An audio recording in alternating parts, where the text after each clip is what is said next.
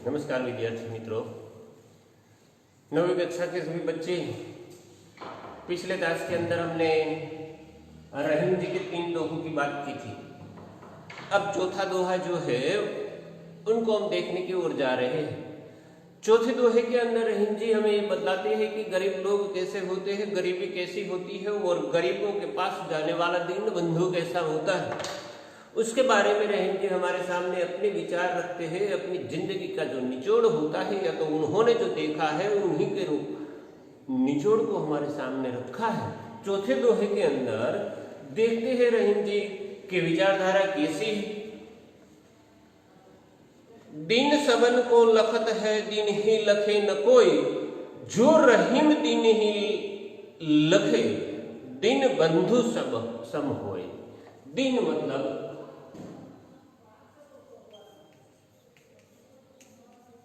गरीब,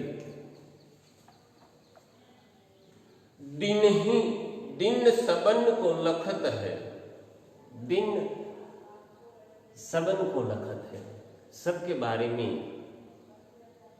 गरीबी लिखी होती है, सबके बारे में गरीब को लखत है। दिन ही लखे न कोई, दिन ही लखे न कोई, गरीबी सबके नसीब में लिखी होती है पर दिन ही लिखे न कोई। गरीब को चाहता कोई नहीं, मदद कोई करता नहीं है। हर कोई गरीबी में सदा के लिए जीता नहीं, सदा के लिए कोई रहता नहीं, सदा के लिए कोई गरीब नहीं रहता। दिन ही लखे न कोई, दिन की मदद करने वाले बहुत कम लोग होते हैं, ज्यादातर उनसे दूर भागने वाले होते हैं। महलों की ओर जाने वाले लोग हर कोई होते हैं पर झोपड़ी की ओर जाने वाला व्यक्ति कुछ ही होते हैं। झोपड़ी में जाकर झांक कर देखने वाले व्यक्ति कुछ ही होते हैं। जो रहीम दिन ही लखे, दिन बंधु सब होए। जो गरीब को चाहे वो ही सच्चा दीन बंधु होता है, वो ही सच्चे दीन बंधु होते हैं। वैसी रहीम जी ने चौथे दोहे के अंदर बात लिखी कि दीन बंधु सच्चा कौन है? वो गरीबों को झांक कर देखने वाले, गरीबी को समझने वाले, उनकी परिस्थिति को समझने वाले जो लोग होते हैं वही सच्चे दीन बंधु है। वैसी बात रहीम जी ने कही है। कोई गरीबी प्रभु किसी के नसीब में लिख नहीं देता पर हर कोई अपनी अपनी गरीबी लेकर जीते हैं। और गरीब सिर्फ महलों में रहने वाले या तो झोपड़ी में रहने वाले आर्थिक दृष्टि से ही नहीं पर मानव मानसिक रूप से भी गरीब होता है। आगे देखो 5वें दोहे के अंदर रहीम जी क्या कहते हैं। 5वें दोहे के अंदर मानव के कटु वचन जो होते हैं उनके बारे में रहीम जी ने हमारे सामने एक उदाहरण रखा है। उस उदाहरण के माध्यम से वो ये दिखलाना चाहते हैं कि कटु वचन कैसे होते हैं, मानव के हृदय पर कितनी आघात करते हैं या तो मानव के हृदय पर कितना आघात करते चले जाते हैं, सदा के लिए याद रह जाते हैं। उनके बारे में 5वें दोहे के अंदर कहते हैं, खीरा को मुंह काट के मलियत नोम लगाए, रहीमन करू ये मक्खन की, चाहिए यही सजाए। खीरा एक शब्द आया, मतलब ककड़ी। ककड़ी का मुंह काटो तो कड़वापन निकलता है, अगर उनको हम चाख लेते हैं तो भी मुंह कड़वा बन जाता है। उसी प्रकार मलियत नोम लगाए, उनके बाद जो भी खाओ काकड़ी का स्वाद जाता नहीं।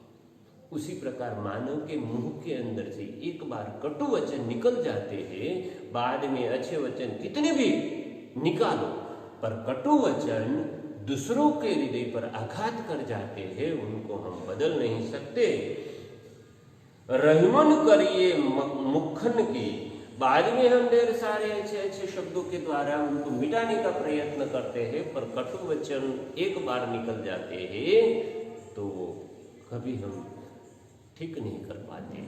दूसरों के हृदय पर, दूसरों के मन मस्तिष्क पर आघात जो कर जाते हैं वो कभी निकलते नहीं। और ककड़ी को जब भी काटो, उनको मुंह लगाओ तो उनका कड़वापन वो छोड़ती नहीं। उसी प्रकार से कटु वचन बोलने वाले व्यक्ति सदा के लिए कटु ही रहते हैं और कड़वे वचन ही निकालते हैं। चाहिए कहीं सजाए, जितना भी अच्छा बोल सकते हैं, अच्छे वचन निकल सकते हैं, वैसे अच्छे वचनों को बोलकर, मीठे वचनों को बोलकर दूसरों को खुश रखने की कोशिश करनी चाहिए। ऐसा रहीम जी कहते हैं।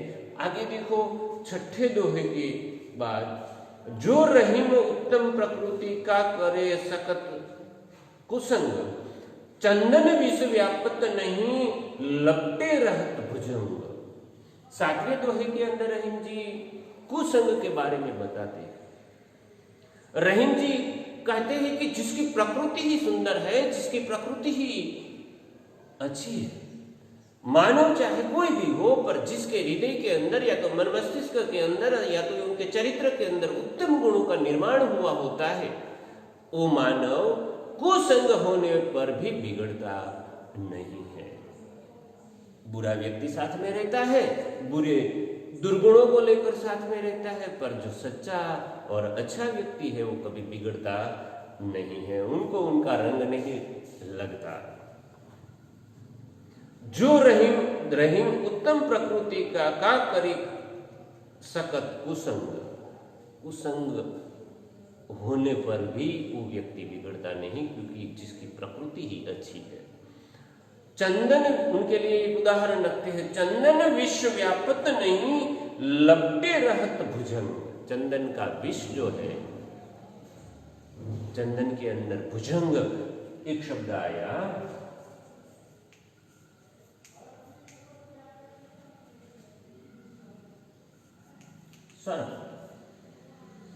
सांप, विष वाले सांप होते हैं, वो चंदन के माना जाता है कि चंदन का वृक्ष होता है, उनको लिपट कर विष भरे सर्प रहते हैं, सांप रहते हैं, पर उनका जहर जो होता है वो चंदन के अंदर कभी उतरता नहीं। उसी प्रकार से जो व्यक्ति अच्छी प्रकृति का होता है, उनके साथ बुरे व्यक्ति भी रहते हैं, बुरे व्यक्तियों का संग रहता है, फिर भी वो जो प्रकृति से अच्छा होता है उन पर कुसंग का कोई असर होता नहीं है। वैसा रहीम जी कहते हैं कि भी कुसंग की असर भी उन पर नहीं होती जिनकी प्रकृति अच्छी होती है। आठवें दोहे की बात करते हैं। देखो आठवें दोहे के अंदर रहीम जी हमें व्यक्तियों के संबंध के बारे में बताते हैं। बिगड़ी बात बने नहीं लाख करो किन कोई, रहीमन बिगर दूध को मथे न माखन होए। उनके लिए एक उदाहरण देते हैं कि मानव के बीच में एक बार संबंध में तिराड़ आ जाती है, या तो संबंध बिगड़ जाते हैं तो दूसरी बार उनमें कभी मजा नहीं आती, दूसरी बार लाख प्रयत्न करने पर भी अच्छा होता नहीं है। बिगड़ी बात बने नहीं, बिगड़ी हुई बात फिर से बनाने में कभी भी रुचि नहीं होती, कभी भी अच्छाई नहीं आती। लाख प्रयत्न करते हैं फिर भी, लाख करो किन कोई, लाख प्रयत्न करके भी पहले जैसे जो संबंध थे वैसे संबंध फिर से स्थापित नहीं होते, क्योंकि एक बार मानव के हृदय में दुख हो जाता है, एक बार मानव के हृदय में आघात लग जाता है, वो कभी जिंदगी भर भूल नहीं पाता। वैसा होता है। इसीलिए रहीम जी कहते हैं कि हे मानव, समझकर दूसरों से व्यवहार करो, समझकर दूसरों से बातें करो। उनके लिए उदाहरण देते हैं, रहीमन बिगर दूध को मथे न माखन होए। बिगड़े हुए दूध को लाख मथ कर हम रखते हैं, फिर भी उनमें से माखन नहीं बनता, मक्खन नहीं बनता, क्योंकि दूध ही बिगड़ चुका है। उस प्रकार से व्यक्तियों के बीच में रहे हुए जो संबंध है वो एक बार बिगड़ जाते हैं तो लाख मथने पर भी वैसे संबंध फिर से नहीं बनते। 8वें दोहे की बात करते हैं। विपत्ति के बारे में रहीम जी के विचार देखो। जिंदगी में विपत्ति तो आती ही रहती है, जिंदगी के अंदर उतार चढ़ाव तो आता ही रहता है, कभी अच्छा तो कभी बुरे दिन देखने को मिलते हैं। देखो विपत्ति के बारे में क्या कहते हैं। रहीमन विपदा हो भली जो थोड़े दिन होय, हित अनहित या जगत में जानी परत सब कोई। रहीमन विपदा हो भली, विपदा मतलब विपत्ति, मुसीबत। रहीम जी का कहना है कि विपदा हो बोले जो थोड़े दिन होए, थोड़े मतलब कुछ दिनों की मेहमान होती है, थोड़े दिनों के लिए होती है। विपत्ति तो जिंदगी में आती है तो मानव उनमें से ढेर सारी बातें सीखता है। मुसीबत के समय में मानव सब कुछ सीख पाता है, जीना सिखलाती है मुसीबतें। अगर मुसीबतें जिंदगी में नहीं होती तो जीवन में मानव संभल कर चलना सीखता ही नहीं। मानव संभल कर सीखता है, उसकी वजह यह होती है कि मानव को पता है कि आएगी मुसीबत तो संभल कर चलता है। छोटा सा बच्चा इधर उधर खेला करता है, दौड़ा करता है, हंसता है, पर जब वो गिर जाता है और लगता है तब वो रोने लगता है। बाद में दूसरी बार जब खेलता है तो उनको पता चल जाता है कि संभल कर हम खेले। उसी प्रकार मानव अपनी जिंदगी में जन्म से लेकर मृत्यु तक चलता है। जैसे जैसे मुसीबतें उनके जिंदगी में आती है वैसे वैसे वो संभल कर चलना सीखता है। इसीलिए रहीम जी कहते हैं कि मुसीबतों के दिनों में घबरा जाना नहीं चाहिए, क्योंकि मुसीबतें तो थोड़े दिन की मेहमान होती है। रहीमन विपदा हो बोली जो थोड़े दिन होय, हित अनहित जगत में, हित अनहित जगत में होते ही है तो ही पता चलता है कि क्या सही है क्या गलत है। वो कैसे तय कर पाओगे, क्योंकि गलत काम करने से मुसीबतें खड़ी होती है। हित अनहित जगत में जानी परत सब कोई। जिंदगी में मुसीबत आती है तो मानव आप समझ जाता है कि सही क्या है और गलत क्या है। अगर वैसी बात मानव को पता ही नहीं चलती तो मानव कैसे समझ पाता कि मुसीबत कैसी होती है। मानव के पास पैसे आते हैं, चले जाते हैं तो संभल कर रखने की उनको समझ आ जाती है कि भाई इनको संभल कर रखना चाहिए। मानव की आंखों के अंदर अश्रु आते हैं तो हास्य का मूल्य होता है। हास्य चला जाता है, अश्रु के दिनों में उनकी याद आती है कैसे दिन थे और कैसे दिन आ चुके। मतलब मानव मुसीबतों से ही अपनी जिंदगी को बनाता है, अपनी जिंदगी को संवारता है और संभल कर चलने का वो सीखता है। आगे देखो अंतिम दोहे के अंदर रहीम जी हमें क्या कहते हैं। रहीमन वे नर मर चुके जे कहीं मांगन जाही, उनसे पहले वे मुवे जिन मुख निक्सन नाही। रहीम जी 8वें और अंतिम दोहे के अंदर हमें ये समझाते हैं कि मांगने के लिए भिक्षावृत्ति पर कटाक्ष उन्होंने किया। कहीं कोई मांगने के लिए जाते हैं उन पर उन्होंने व्यंग किया है, और जिनके पास मांगने वाला आता है और जो नहीं कुछ कर पाते या तो नहीं कुछ दे पाते उन पर भी व्यंग करते हैं रहीम जी। रहीम जी दोनों बातों पर व्यंग करते हैं। रहीम जी कहते हैं क्या कहते हैं, देखो रहीमन वे नर मर चुके जे कहीं मांगन जाए। कहीं मांगने के लिए जाते हैं वो तो मरे हुए लोग ही हैं। एक गजल के अंदर नाजिर ने लिखा है, गुजराती गजलकार नाजिर ने एक जगह पर लिखा है, प्रभु को संबोधित करके उन्होंने कहा है कि હું માંગુ તો તારી ખુદાઈ દૂર નથી, એ પણ હું જાણું છું, પણ હું માંગુ અને તું આપ મને એ મને મંજૂર નથી। આવી નાજીરની પ્રભુને સંબોધી અને એક વાત એક શેરની અંદર નાજીરે કરી હતી કે હું માંગુ તો તારી ખુદાઈ દૂર નથી, પણ હું માંગુ અને તું મને આપી મને મંજૂર નથી. આવું નાજીરે એક ગઝલની અંદર કહ્યું હતું. એણે પ્રભુને સંબોધીને આ શેર લખેલો છે. रहीम के मतानुसार देखो, रहीमन वे नर मर चुके जे कहीं मांगन जाते. हे मानव, आप कहीं मांगने के लिए जाते हैं तो आप मर जाते हैं, क्योंकि मन से छोटा बनना पड़ता है. जब दूसरों के सामने हम अपना हाथ फैलाते हैं ना, तो हम गरीब बन जाते हैं. इसीलिए हे मानव, किसी से कुछ मांगने से पहले 100 बार सोचा करो कि हम कैसे हाथ फैलाए. और जिंदगी में तो ढेर सारी घटनाएं ऐसी होती जो कहीं मांगने के लिए जाते. उनसे पहले वे मुवे जिन मुख निक्सन नहीं. रहीम जी कहते हैं कि उनसे पहले तो वो नर मर चुके हैं जिन मुख निक्सन नहीं.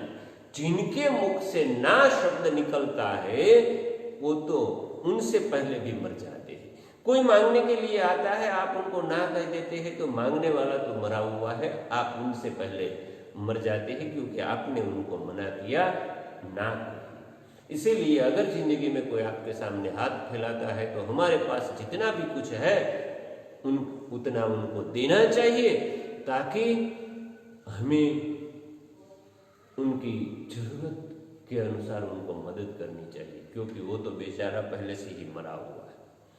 हमें जिंदा रहना है तो हमारे पास जो कुछ भी है उनमें से थोड़ा उनको देना चाहिए, जिससे उनकी हालत में से वो कुछ क्षणों के लिए बाहर आ सके. वैसी बात रहीम जी ने कही. रहीम जी ने अलग अलग दोहों के माध्यम से नीति की बातें हमारे सामने पेश की थी. अभ्यासक्रम के अंदर ये 13वां पद्य इस साल निकाला गया है. कोविड-19 की वजह से ये अभ्यासक्रम जो कम किया गया है उनके अंदर नीति के दोहों को निकाल दिया गया है, पर समझने के लिए बहुत अच्छे थे. इसीलिए आपके सामने ये बात पूरी की, क्योंकि एक वीडियो हमने बना लिया था. आज दूसरे वीडियो के अंदर ये पद्य हम पूरा करते हैं. ध्यान से पढ़ना, ध्यान से सुनकर समझने की कोशिश करना, क्योंकि ये जिंदगी में उपयोगी बातें रहीम जी ने हमारे सामने रखी है. इसी को हम यहाँ पर समाप्त करते हैं.